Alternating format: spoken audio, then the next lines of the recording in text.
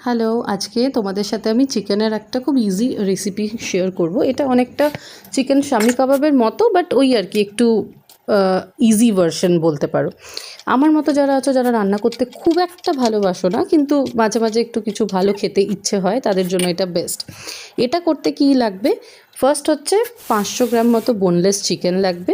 Boneless চিকেনটা ভালো করে ধুয়ে নিয়ে তারপরে একটা বাটিতে নিয়ে তাতে নুন, গোলমরিচ গুঁড়ো, আদা, রসুন, লঙ্কা দিয়ে একটু ম্যারিনেট করে নেবে। ম্যারিনেট করা অত টাইম নেই, জাস্ট 5 মিনিট মতো রাখতে পারো বা সাথে সাথেও করতে পারো। তারপরে প্রেশার কুকারে এগুলোকে দিয়ে জল দিয়ে একটু অলিভ অয়েল বা সাদা তেল, আমার কাছে অলিভ অয়েল ছিল সেজন্য আমি অলিভ অয়েল দিয়েছি, দিয়ে এটাকে 2টো সিটি মতো একটুখানি সেদ্ধ করে নেবে। সেদ্ধ করার পরে এটাকে চিকেনটাকে তুমি বার করে তারপর চিকেনের মধ্যে যদি একটু ছোটোখাটো কিছু বোন থাকে না, ওগুলোকে একটু ছাড়িয়ে নিতে হবে।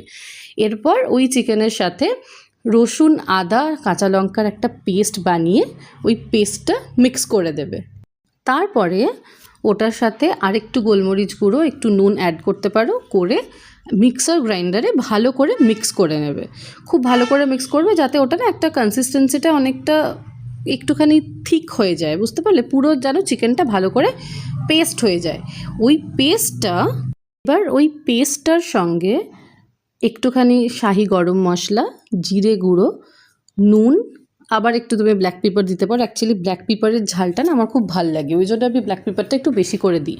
আর পেরি পেরি মশলা আমি দিয়েছি। এবার অন্য যদি তুমি কিছু দিতে চাও, চাট মশলা দিতে পারো, যেটা হোক, যেটা ইজিলি অ্যাভেলেবেল আছে বাড়িতে, যেটা আছে সেটাই দিয়ে দিও। এরকম কোনো হার্ড অ্যান্ড ফাস্ট রুল নেই যে এটাই দিতে হবে। তারপরে ওটার সাথে একটু বেসন দিতে হবে যাতে বাইন্ডিংটা একটু হয় আর কি। মানে আমি তো অতটা প্রো নই যে ওটাকেই সুন্দর করে একদম বানিয়ে নিতে পারবো, তো আমি একটু বেসন দিয়েছি। বেসন দিয়ে ওই পুরো ব্যাটারটা একটু থিকেন করে নিয়েছি।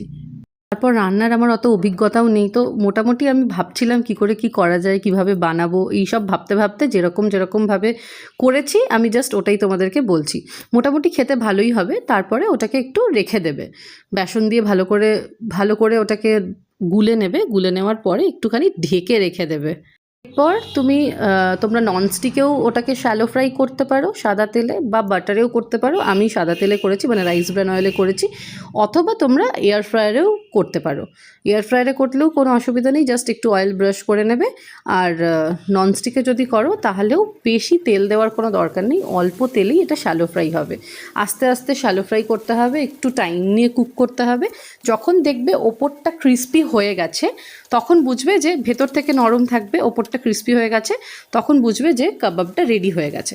এবার আমি কি করেছি, আমি হাতে করেই জাস্ট ওই কাবাবের মতো শেপ করে আর একদম কড়াইয়ের মধ্যে দিয়ে দিয়েছি। অনেকে করে কি, ওটাকে আলাদা করে কাবাবগুলোকে বানিয়ে একটা সাইডে রেখে তারপরে কড়াইয়ের মধ্যে দেয়। আমি অত কিছু করিনি, আমি যতটুকু পেরেছি নিজেই হাতে করে জাস্ট একটু ইভেন করার জন্য চামচ দিয়ে ওটাকে একটু ইভেন করে নেবে ওপরের লেয়ারটা।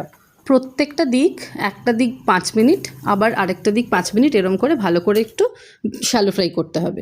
এবার ওইটা যখন তুমি করবে তখন তুমি একটা গ্রিন চাটনি বানিয়ে নিতে পারো। আমি একটা গ্রিন চাটনি বানিয়েছিলাম। গ্রিন চাটনি বেসিক, খুব নর্মাল, জাস্ট ধনে পাতা, একটু পুদিনা পাতা থাকলে ভালো, পুদিনা পাতা না থাকলেও কোনো অসুবিধা নেই। ধনে পাতার সাথে একটু আদা, আর হচ্ছে তোমার নুন, একটুখানি জ্যাগারি পাউডার আর একটু লঙ্কা দিয়ে ভালো করে মিক্সিতে মিক্স করে নেবে। ব্যাস, দ্যাট ইজ দ্য গ্রিন চাটনি।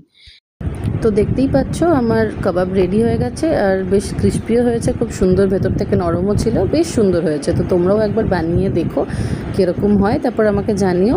আমার তো বেশ ভালো লেগেছে, ইভেন আমার বাড়িতে আমার হাজব্যান্ড, আমার শাশুড়ি মা, সবারই বেশ ভালো লেগেছে। এবার দেখো তোমরা বানিয়ে। এটা হচ্ছে ভীষণ ইজিভাবে বানানো, জাস্ট ডিনারে খেতে পারো, স্ন্যাক্স আইটেম হিসেবে খেতে পারো, এনি টাইম খেতে পারো।